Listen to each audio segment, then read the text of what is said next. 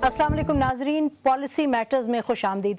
नाजरीन, कल कराची में अब्दुल्ला शाह गाजी जो एक सूफी बुजुर्ग हैं, उनके मज़ार पर खुदकुश हमला हुआ। मज़ार के करीब हुआ, कोई 11 लोग मारे गए और 65 लोग जख्मी हुए। इस अटैक की जिम्मेदारी तहरीक तालिबान पाकिस्तान के नायब तर्जुमान एहसानुल्लाह एहसान ने उसकी एक्सेप्ट की जिम्मेदारी। उन्होंने बीबीसी को फ़ोन किया और उन्होंने कहा कि क्योंकि बरेलवी मुसलमान तालिबान के खिलाफ हैं, इसलिए हमने ये अटैक किया। सवाल ये उठता है नाजरीन कि क्या पाकिस्तान में दरगाहें जो हैं और इबादत गाहें हैं वो क्या महफूज हैं या नहीं है, हुकूमत की इनकी तरफ पॉलिसी क्या है, और ये पहली मर्तबा नहीं हुआ कि एक दरगाह पर इस तरह से हमला किया गया हो। इसको डिस्कस करने के लिए नाजरीन हमारे साथ स्टूडियो में मौजूद हैं डॉक्टर फरीद पराचा साहब, ये डिप्टी सेक्रेटरी हैं, सेक्रेटरी जनरल हैं जमात इस्लामी के। अस्सलाम वालेकुम पराचा साहब। इनके साथ तशरीफ रखते हैं सैयद सलीम शहजाद साहब, ब्यूरो चीफ हैं एशिया टाइम्स के, और इनके साथ तशरीफ रखती हैं doctor Ayesha Sadiqa, defence analyst हैं। Welcome to the programme. नाज़रीन, टेलीफोन लाइन पर हमारे साथ जावेद अहमद गामदी साहब हैं, रिलीजियस स्कॉलर, और साथ हमें ज्वाइन किया है कराची से एक और रिलीजियस स्कॉलर बारी मियां ने। नाज़रीन, प्रोग्राम का आगाज करने से पहले, डिस्कशन करने से पहले, हम आपकी याद दहानी के लिए एक पैकेज बनाया है कि पिछले साल 1.5 साल में कितनी इबादत गाहों पे और दरगाहों पे इस तरह के हमले हुए।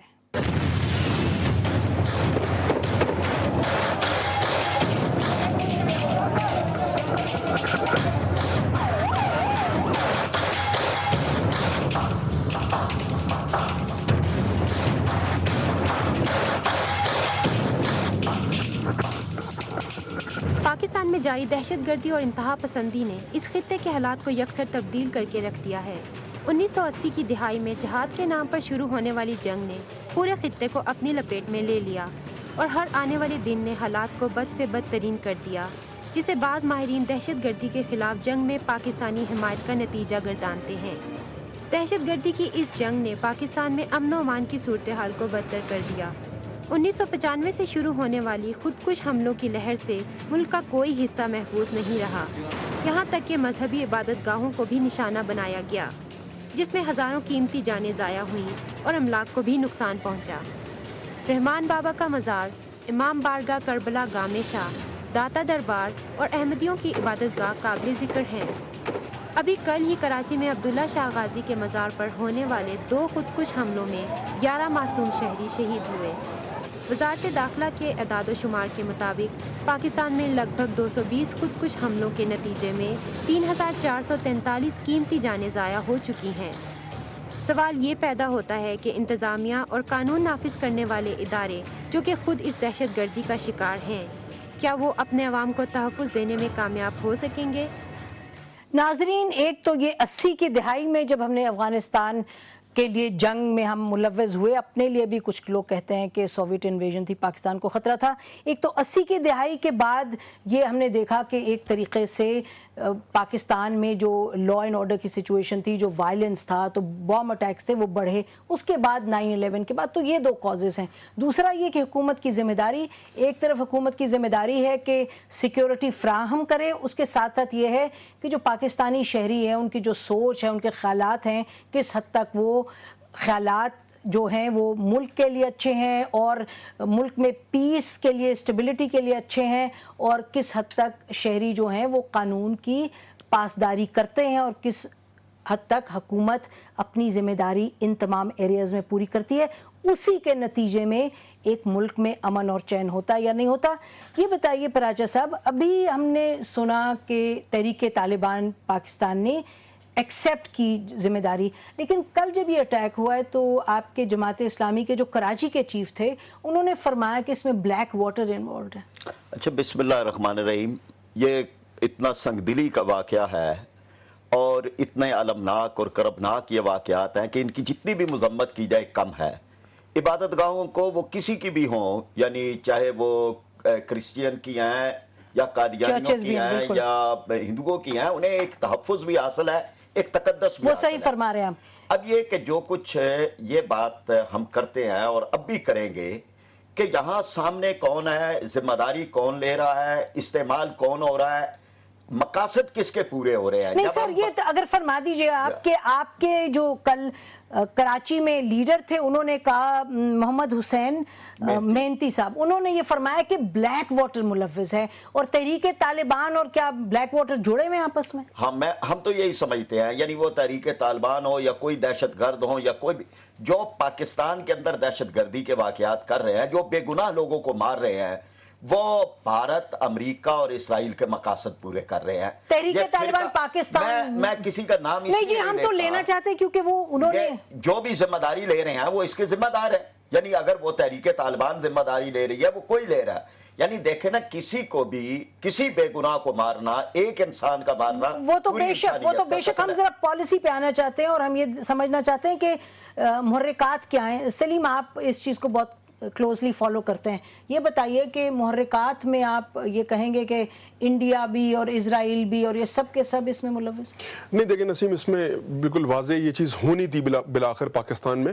اور اگر آپ دیکھیں کہ عراقی مزاحمت کاروں کو جو پیٹرن تھا، عراق ایک سنی صوفی ملک تھا، مطلب جو ادھر کے سنی ہے وہ صوفی مسلم ہے. ادھر بھی القاعدہ نے یہی اسٹریٹجی رکھی کہ جہاں وہ شیعوں کی امام بارگاہوں پر یا مزارات پہ انہوں نے حملے کیے، وہاں انہوں نے صوفی درگاہیں جو تھیں، شیخ عبد القادر گیلانی کے مزار پہ بھی انہوں نے بلاسٹ کیا. تو یہ انہوں نے مطلب یہ ان کی پالیسی ہے، اور اس کی وجہ یہ ہے کہ وہ چاہتے ہیں کہ جو صوفی اسلام ہے وہ اس کا خاتمہ ہو جائے. سلفیت جو ہے، القاعدہ آپ کہہ رہے ہیں اور تحریک طالبان پاکستان اور القاعدہ آپ کہہ رہے ہیں ملے ہوئے ہیں؟ بالکل ملے ہوئے ہیں، اور یہ سلفیت چاہتے ہیں کہ پاکستان میں سلفیت کا غلبہ ہو جائے.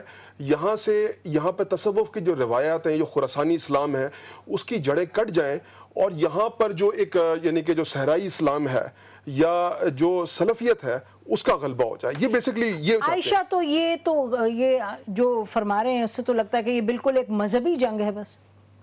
لیکن یہ دو چیزیں ہیں، ایک تو مذہبی بالکل ہے، کہ یہ تو بالکل انڈاؤٹڈلی کہ وہ جو آئیڈیالوجی ہے اس کا ایک ہے. کہ آپ جب کہہ رہی تھیں کہ ہم نے جو افغانستان میں 80 کی دہائی میں جنگ شروع کی، اس کے نتائج ہیں، میرے خیال میں بات وہاں سے بہت بڑھ کے آگے چلی گئی ہے.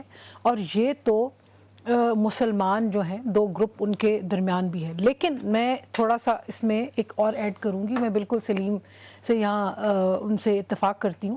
ایک اور بات بھی ہے، وہ یہ کہ جو اسٹیٹ ہے، جو خود حکومت ہے یا اسٹیٹ ہے، اس نے پشت پناہی جو کی ہے بہت سالوں سے، 80 کی دہائی سے پاکستانی اسٹیٹ نے ایسے ایلیمنٹس کی، کچھ کے ساتھ سلام دعا ہے، کچھ کے ساتھ دوستی ہے، کچھ کے ساتھ ناراضگی ہے. ابھی جب ہم کہتے ہیں، دیکھیں، جب ہم کہتے ہیں کہ جی تحریک طالبان پاکستان، تو ہم کس کی بات کر رہے ہیں؟ اس میں جو جسے کہتے ہیں نا مدر شپ تو سپاہ صحابہ پاکستان تھی، جو کہ 1980 کی شروع میں جاتی ہے، القاعدہ سے بھی پرانی ہے. اور اب تو القاعدہ جو ہے اس نے بھی اپنی لوکل فرینچائزز جو ہیں، جیسے برگر جوائنٹس ہیں، اسی طرح لوکل فرینچائزز دینی شروع کر دی ہیں. سو ان کے یہ بہت سارے آپس میں اب شکلیں گڈمڈ ہو گئی ہیں. غامدی صاحب، یہ شکلیں گڈمڈ ہو گئی ہیں، یہ فرما رہی ہیں کہ مختلف تحریکوں کے نام لے کے کہہ رہی ہیں کہ یہ عائشہ صاحبہ کہ یہ وہ تحریکیں ہیں جو اس چیز کو آگے لے جا رہی ہیں. تو پھر کیا مطلب کہ یہ ایک مذہبی ہی مسئلہ ہے اور اس کا کوئی جو سیاسی پہلو ہیں وہ نہیں ہے، اور اس کو ہم سیکیورٹی کے حوالے سے نہ دیکھیں، اس کو ہم مذہب کے حوالے سے دیکھیں؟ اس کے کئی پہلو ہیں، لیکن آپ نے یہ جو فرمایا کہ صورتیں گڈمڈ ہو گئی ہیں، ایسا نہیں ہے. صورتیں بالکل واضح اور بالکل نمایاں ہیں. وہ لوگ جنہوں نے منافقانہ طرز عمل اختیار کیا، دنیا کے سامنے کچھ کہا اور حقیقتاً کچھ کیا، جہاد کا نام استعمال کیا اور قومی مفادات کے نام پر یہ دوہرا رویہ اختیار کیا کہ ایک چیز یہاں جائز ہے وہی افغانستان میں ناجائز ہے، یہاں ناجائز ہے لیکن افغانستان میں جائز ہے.